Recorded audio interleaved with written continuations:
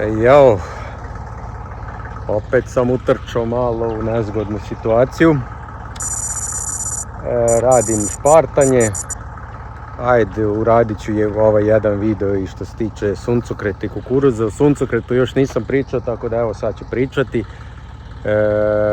Prskao sam 2 puta suncokret. Samo moram uvijek naopako moram da radim. Meni uvijek krenu uskolisni i onda moram protiv uskolisni prskati. I poslije aj čekaj nedjelju dana minimum i ajde onda protiv širokolisni. Pa non stop duvo vetar, pa ne mogu i sve u zadnjem momentu. Prskanje protiv širokolisni kad je već u 8. listu bilo i malo mi beži suncokret, ali nije to najveći problem, nego najveći problem je samonikli taj divlji suncokret između redova. To mi jako, evo, radim špartanje, guši mi, fest mi guši špartač. Ima i vlagu u zemlju što padala je kiša prekjuče, nemam pojma šta je danas je subota, četvrtak je padalo uveče, tako nešto. I nije to toliko mokro, ali u kombinaciji sa divljim suncokretom, divljeniklim suncokretom i vlažna zemlja, to mi guši neverovatno. Onda šta sam uspio da onako smislim, ne da smislim, nego koje rješenje sam uspio da nađem. Nije ni to najbolje, mislim nije ni to Bog zna kako rješenje, ali to je najbolje rješenje trenutno. Znači pliće, ne spustim skroz špartač, malo dignem i onako i pun gas, malte ne u nekim trenucima, čak i preterujem 2000 obrtaja u minuti, tako da nije lako ovom IMT-u da ove gluposti moje da istrpi. I tako mogu, na taj način mogu ovako, ajde da ne guši toliko i ovako izgleda suncokret. Nisam zadovoljan ove godine sa suncokretom, gledajte, tu sa strane katastrofa. Još jedan razlog zašto kasnim sa špartanjem, zato što ima još uvijek jako, evo i ovdje, jako mali tek niknulih suncokreta i to verovatno i prekrivam na nekim mjestima, tako da jako je neujednačen suncokret ove godine loše ide. I ne samo meni, već i nekima dobro ide, ali mnogi se žale da suncokret baš ne ide kako treba, kukuruz mnogo bolje izgleda. Evo, završio sam ovu njivu po nepunih 4 jutara. Koliko mi je trebalo, sad ću vam reći. 2 sata i 15 minuta. Za 4 jutara nije loše. Nepunih 4 jutara. Nije loš tempo, a loše izgleda ovo. Vidite, ovo je na početak. Nemam pojma, znači kako nije teo da nikne. A uzorano je zglavno. A nešto su i zečevi i srne pojele, znači ovaj početak je loš. Tu i tamo razor fali, u razoru fali nešto. Nisam maltene ništa isekao, ovako kako sam ja šparto. Istina. Kako se zove? Što se tiče korova, ok je, uspjelo je prskanje, maltene 100%.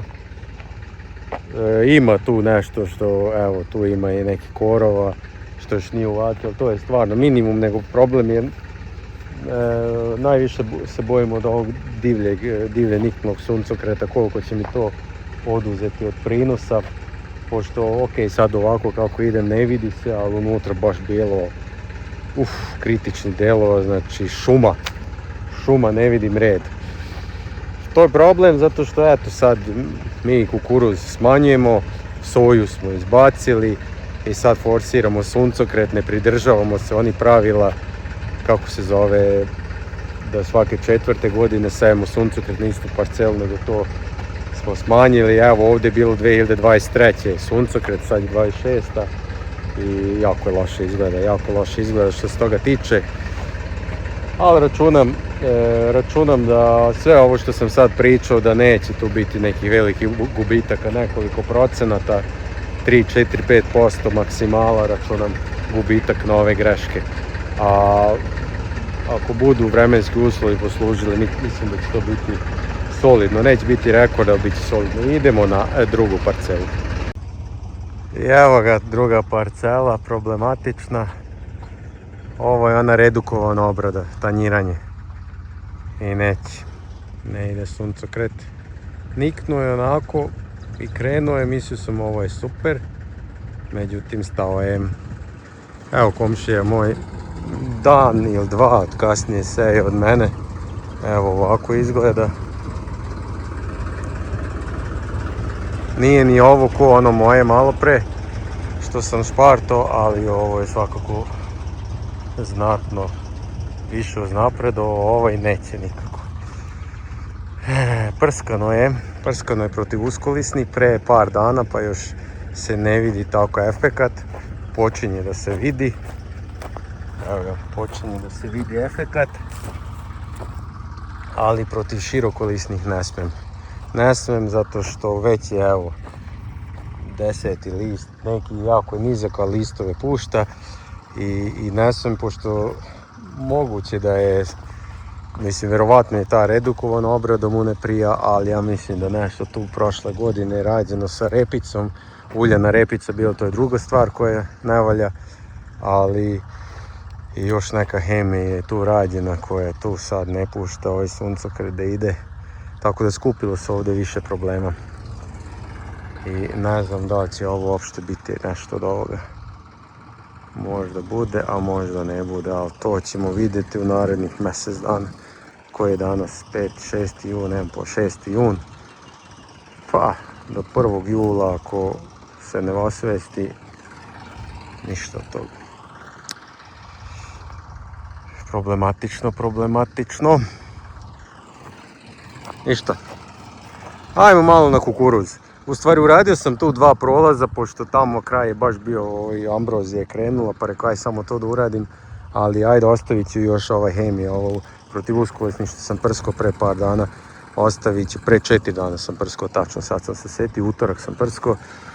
Znači još 4-5 dana da deluje, pa ću onda ovo ošpartati, ali problem je, zatrpavam tu na nekoliko mjesta gdje je jako mali suncokret, zatrpavamo sa špartačem, tako da možda će ovo biti, ovo što sam ja teo da ušparam ovdje troškove, možda će ovo biti gubitak.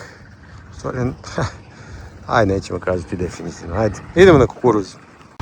Evo ga, uradio sam i prvu parcelu kukuruza. Ovdje imam dekal, ova polovina je dekal 50-75, a ovo je moped, sufle moped. Ne vidim nikakve razlike još uvek ne vidim razlike. Možda ajde dekal malo bujniji što se tiče te zelene mase, ali pričao sam sa Andorom, s ovim čovjekom iz suflea, da moped i nije karakterističan po tome da ima veliku zelenu masu. Ništa, ajde, to ćemo vidjeti u narednim videima. Ovo je dobro, u stvari nije mi dobro išlo samo špartanje, ipak i puno je ovo.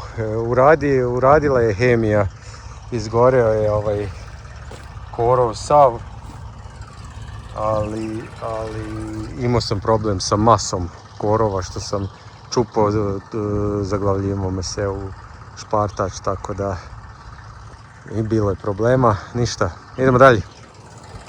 Evo ga druga njiva sa kukuruzom. Prosto mi je žao da špartam ovo, ali ajde, nema ni tako puno korova, a i vidim da je lepo izgleda kukuruz. Ovo prskanje je uspjelo. Možda još ovaj kod sirak nije baš najbolje uvatio, u stvari nije nikako uvatio sirak, ali ovo širokolisne, to je sve uvatio Claudis. Gledam ovi koji su špartali, svima se već uvrće listovi kukuruza, ko da sa špartanjem samo se još prosuši zemlju još više, tako da lomim se. Slomio sam se, sad se više ne lomim kad sam već izašao, ajde sad već da uradim. Ništa, dosta je visok kukuruz ovdje, zadnji moment je ovdje, naravno. Tako da ništa, ajde krenemo pa da vidimo kako nas će ovo ličiti.